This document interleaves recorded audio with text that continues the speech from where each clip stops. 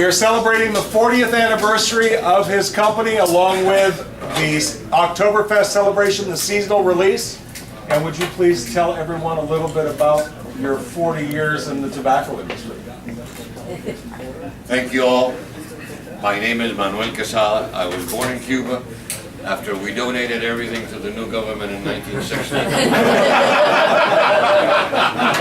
We moved to Dominican Republic. We had been doing business in Dominican Republic since 1939 out of Cuba.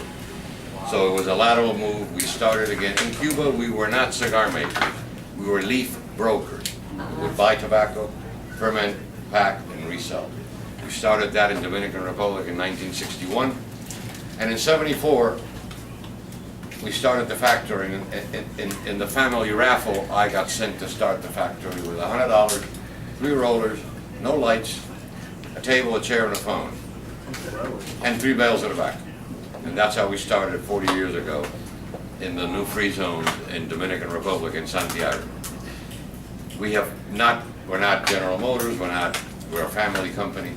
I'm the 4th generation of the family. The 5th generation is already in place. My 2 daughters, a niece, and 2 nephews, who are, by the way, kicking me the heck out. So take a good look at me, because there's not much more. But I have been very fortunate that they have been humble enough to know that they have to learn, and humble enough that after they learn, they don't boast about it. And I was about to tell the story of my daughter Raquel. I had made the blend for the Cubano Limitado, a Fonseca cigar that came out 8 years ago. And Raquel, my daughter, was already involved in the factory floor production, cigar making, blending, and so on. I called her up and I said, the Limitado is done, start making cigars. She runs out of my office, puts a cigar on my desk, comes back, puts a cigar on my desk, and leaves. I light the cigar up, and she has taken my blend and tweaked it ever so slightly in a different direction. I call her back on the PA. She comes in sideways because she thinks I'm going to leap out of my desk and kill her, which I was about to do. I go, you changed my blend, didn't you? She goes, yes, Dad, I did. I go, yours is better, go with it. On the box, it says, Fonseca, Cubano Limitado, by Raquel and Manuel Quesada. That's cool. That was her first foray in blending, and all the new cigars that have ever come after that, she has been blending with me, and I'm very proud of that. We deal in a product that is very difficult to make and to maintain and to please the palates of the smokers that enjoy. This is not something that, and I learned many years ago, that we cannot make a cigar to please everyone. That is an impossibility. So we make the best effort we can, and we blend different countries, different origins, different seeds, different farms, different regions, different primings. And in so doing, we try to create a specific combination of sensations, tastes, aromas, and reactions in the palate that will be unique to that blend that we make. But the final judgment of all our efforts is out here, because each one of you has an individual palate, unique in the world, nothing like it ever, and no two are alike. And the different thresholds that we have for salt, for sweet, for bitter, for acid, and the different reactions in our palate create different sensations, and one blend may have 5 different opinions from 5 different smokers. And that is fine. That's the way it's supposed to be, because that is the way that cigars are made. What we have to be very careful is being consistent not only in the making, so the cigars perform all the time, because a cigar that doesn't draw is not fun. A cigar that draws too freely is not fun, or has a hole. We have to be consistent in the making, but we also have to be consistent in the blending, because that is what it's expected of us. I used to do seminars with Bruce Guimarães, who was a winemaker for Fonseca Port in Portugal. And I would tell him 2 things. Bruce, you have it so easy. You blend liquids. A gallon of this and a gallon of that, and you're done. I'm blending solids.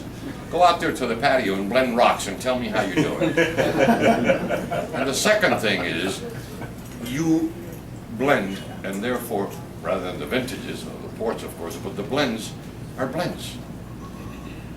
forever. You just throw things in, so let us go. We are expected to make the same thing. A cigar that will remind you of the one you smoked yesterday, a week ago, a year ago. And that consistency is very important. In so saying, if you don't like our cigars, you're never going to like them. And if you like them, you're always going to like them, because we have to be consistent, and that is what we get paid for. And to play with tobacco, which is a lot of fun, but that, I don't say that often, because then people get interested and they come and no.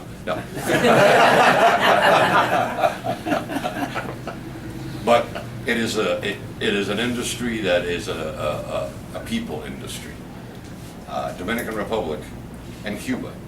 My grandfather started a town in Cuba because he started a tobacco sorting warehouse. And the town just grew because of the amounts of people needed to sort and pack the tobacco. And in all the countries is the same way. Tobacco is a social product. Two gentlemen or two ladies are in a bar having a drink, they might not even talk to each other. God forbid they have a cigar. They'll be talking right away, because that's the way cigars are. It's a camaraderie, it's a fun, it's a relaxation, it's a thing of joy among those that enjoy cigars, and cigars just bring people together. And it is our job to not ruin those moments of enjoyment, relaxation, camaraderie, triumph, and if we ruin them, then you don't look well upon us. So we have to work very hard every day, get married to quality. My wife has an issue with that, but I've been married 41 years next month. And the statute's almost done, because she deserves one. Because we, in tobacco, we are a little crazy. Yes, because tobacco is a she, and she's very fickle. And we have to deal with tobacco every single day of the year. Tobacco doesn't know it's Good Friday or Christmas or Thanksgiving. No, tobacco doesn't care. I have to be turned, we have to turn you. We have to be packed, I have to pack you. So tobacco is, and in the farms, I don't even want to talk about the farms. You all live in the granary, my English is horrible, in the grain basin of the world, San Joaquin Valley. You know what agriculture is about. And it's a very fickle, however much fun it is, very fickle and very difficult. So I thank you for coming, and thank you for having me here. I do hope that you're enjoying the cigars that we have featured here tonight. And I'll be here all night if I can offer any help or questions or comments or dissident opinion about what I just said. I'm here, and I'd be more than happy to engage with anyone in conversation. Thank you for having me. Thank you. Thank you.